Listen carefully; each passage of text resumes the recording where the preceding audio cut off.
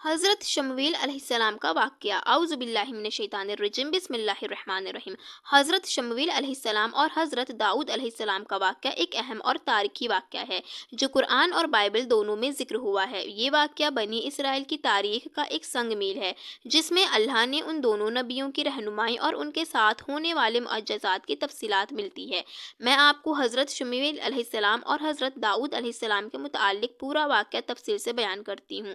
جیسا کہ قرآن میں آیا ہے، حضرت شمویل علیہ السلام کی قیادت۔ حضرت شمویل علیہ السلام جن کا ذکر قرآن میں بال واسطہ آیا ہے، بنی اسرائیل کے ایک اہم نبی تھے جنہیں اللہ نے بنی اسرائیل کی رہنمائی کے لیے منتخب کیا تھا۔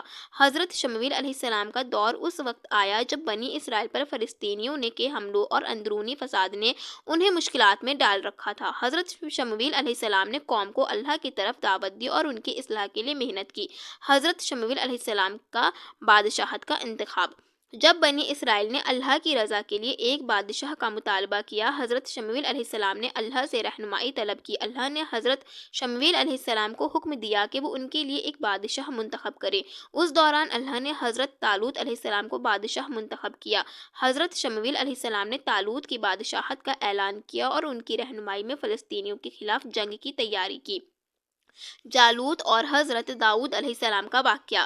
جس وقت حضرت شمویل علیہ السلام اور حضرت طالوت علیہ السلام کی قیادت میں بنی اسرائیل فلسطینیوں کے خلاف لڑنے کے لیے تیار ہوئے، ایک بڑا واقعہ پیش آیا جس میں جالوت نام کا ایک طاقتور سردار تھا۔ جالوت کی فوج اتنی طاقتور تھی کہ بنی اسرائیل کا لشکر اس کا مقابلہ کرنے سے خوفزدہ تھا۔ حضرت شمویل علیہ السلام نے اللہ کی طرف سے پیغام دیا کہ جالوت کو شکست دینے کے لیے اللہ کی مدد درکار ہے۔ اس دوران حضرت داؤد علیہ السلام جو اس وقت ایک نوجوان تھے اور حضرت طالوت علیہ السلام کی فوج میں شامل تھے، جالوت کے ساتھ جنگ میں شرکت کرنے کے لیے منتخب ہوئے۔ حضرت داؤد علیہ السلام کی حیثیت ایک سپاہی کی تھی اور وہ اپنے والد کے بھیجے ہوئے ایک چھوٹے سے گروہ کے ساتھ آتے تھے تاکہ اپنی قوم کی مدد کر سکیں۔ جب دونوں فوجیں ایک دوسرے کے سامنے آئیں، جالوت نے اپنی عظمت اور طاقت کو جتانے کی کوشش کی اور کہا کہ اگر کوئی شخص اس سے مقابلہ کرنے کے لیے تیار ہو تو وہ اس سے لڑے۔ اس وقت حضرت داؤد علیہ السلام نے اپنی بھرپور ایمان اور اللہ کے وعدے کے ساتھ جالوت کے مقابلے کا عہد کیا۔ حضرت داؤد علیہ السلام کا جالوت کو قتل کرنا۔ حضرت داؤد علیہ السلام نے اللہ کی مدد اور اپنی ہمت کے ساتھ جالوت کے خلاف جنگ میں حصہ لیا۔ حضرت داؤد علیہ السلام کے پاس ایک چھوٹا سا کمان اور پتھر تھے جو اس وقت ایک اہم ہتھیار کے طور پر استعمال کیے جاتے تھے۔ حضرت داؤد علیہ السلام نے اللہ کے حکم سے جالوت کو ایک پتھر سے مارا جو اس کے ماتھے پہ جا کر لگا اور جالوت زمین پر گر گیا۔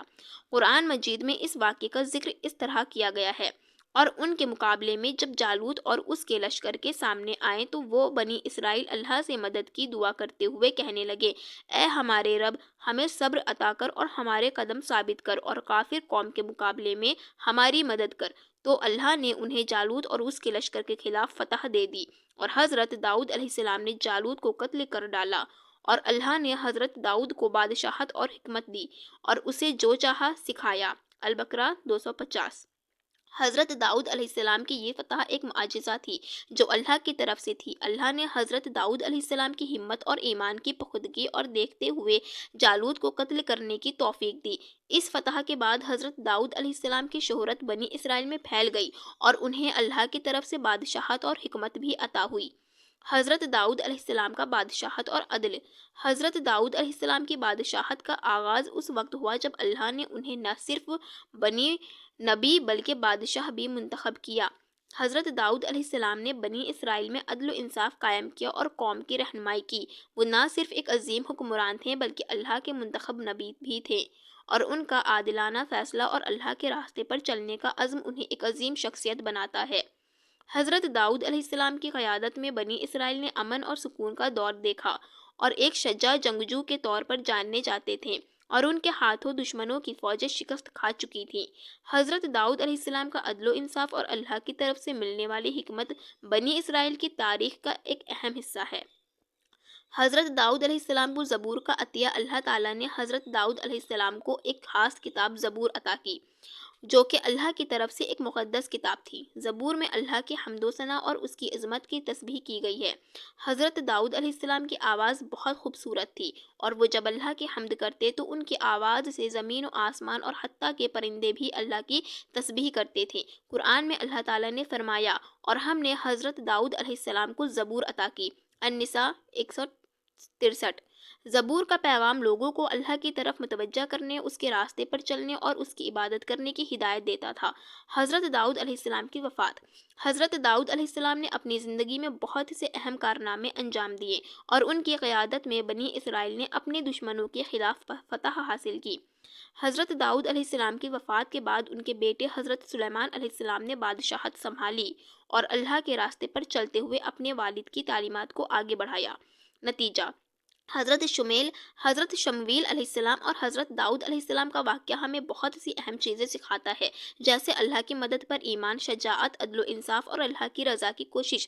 حضرت داؤد علیہ السلام کی زندگی کی کہانی یہ بتاتی ہے کہ اللہ کے راستے پر چلنے والا کبھی بھی بے یار و مددگار نہیں ہوتا، اور اللہ ہمیشہ اپنے راستے پر چلنے والوں کی مدد کرتا ہے، چاہے وہ جنگ ہو یا زندگی کے دوسرے میدان۔ حضرت داؤد علیہ السلام کی فتح اور اللہ کی طرف سے عطا کردہ حکمت اور قیادت نے بنی اسرائیل کو ایک نیا عروج دیا، اور ان کی زندگی آج بھی ہمارے لیے ایک روشن